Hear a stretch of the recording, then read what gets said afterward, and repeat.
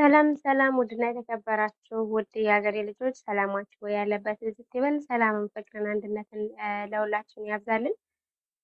ለተቸገሩ፣ ለራቡ፣ ለተራቡ፣ ለተጠሙ እንዲሁም በስደት ላለን እግዚአብሔር አምላክ በበረከት ይጎብኘን።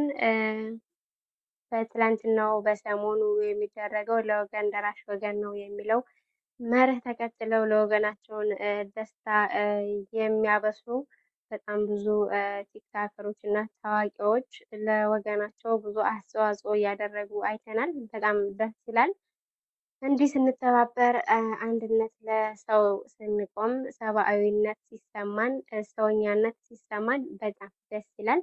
በትላንትናው እና በሰሞኑ በትግራይ ክልል ለተቸገሩና እንዲሁም ደግሞ በደብረ ብርሃን ላይ ለተቸገሩ ወገኖች ሲደርሱ አይተናል። በጣም ደስ የሚል ጊዜያቶችን እያየን ነበረ። የተራቡትን እግዚአብሔር አምላክ ከሰው እጅ መጠበቅን ፈጣሪ በቃችሁ ይበላል። እንዲሁም ሀገራችን ሰላም ሆና የተራቡ የሚጠግቡበት፣ ድሃዎች የሚያገኙበት፣ የተሰደዱ በሀገራቸው የሚኖሩበት ሰዓት የሰላምን የደስታን ሰዓት ያምጣልን ማለት ነው። በትላንትናው ዕለት በደብረ ብርሃን ለሚገኙ ለተፈናቀሉ ስደትን ከሀገራቸው ተነስተው አገር ለሀገር የተሰደዱ ምስኪንና ድሃ አዛውንቶችና ህጻናቶችን ለመርዳት ያደረጉት ጥረት አይተናል። በደብረ ብርሃን መጠለያ ጣቢያ ላይ የሚገኙ ወገኖቻችን በቲክታክ አማካኝነት እየተደረገ ያለው የገቢ ማሰባሰቢያ መርሃ ግብር እጅግ አስገራሚና ድሎችን አስመዝግቦ ይገኛል፣ እያስመዘገበም ይገኛል። ለወገን ደራሽ ወገን ነው የሚለውን መርህ ተከትለው ታዋቂ ባለሀብትና እንዲሁም ደግሞ ታዋቂ ባለ ቲክቶከሮች ለህዝባቸው እንባን ሲያብዙ አይተናል ማለት ነው።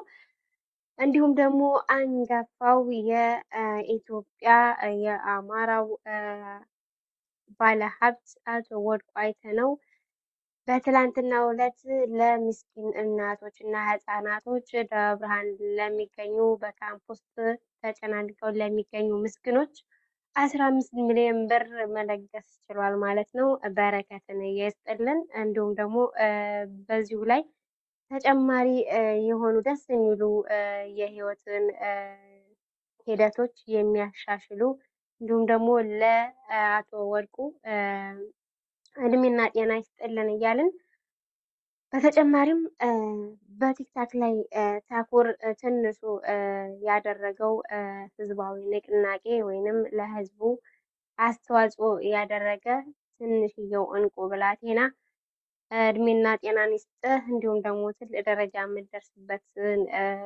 ፈጣሪ ያስተካክልልህ እያልን እንዲሁም አቶ ወርቁ አይተነው የታኩርን ጀግንነት ባማከለ የ5 ሚሊዮን ብር ሽልማት እንደሚሸልመው ቃል ገብቷል ማለት ነው።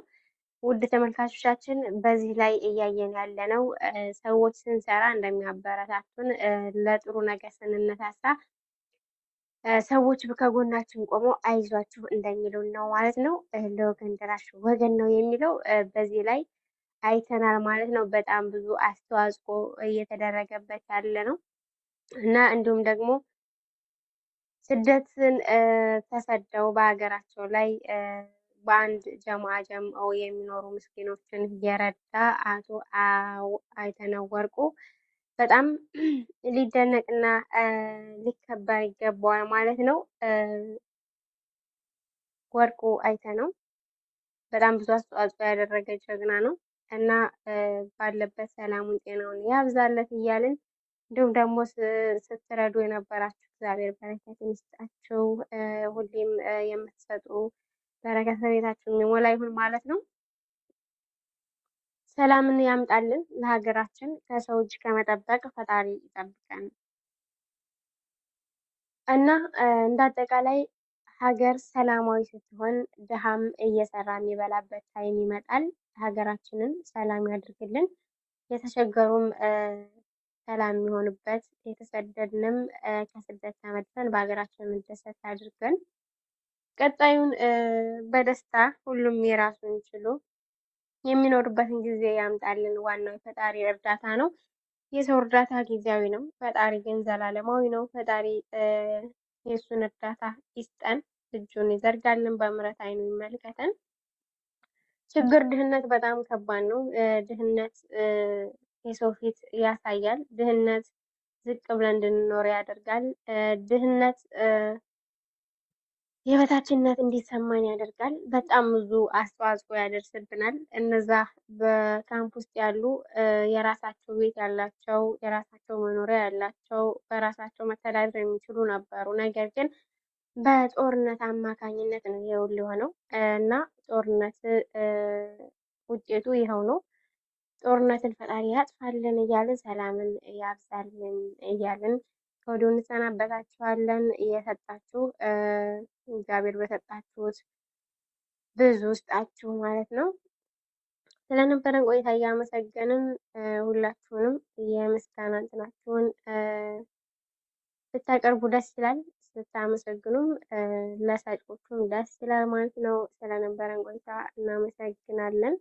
ሰላም ፍቅርን ለሁላችን ያብዛ።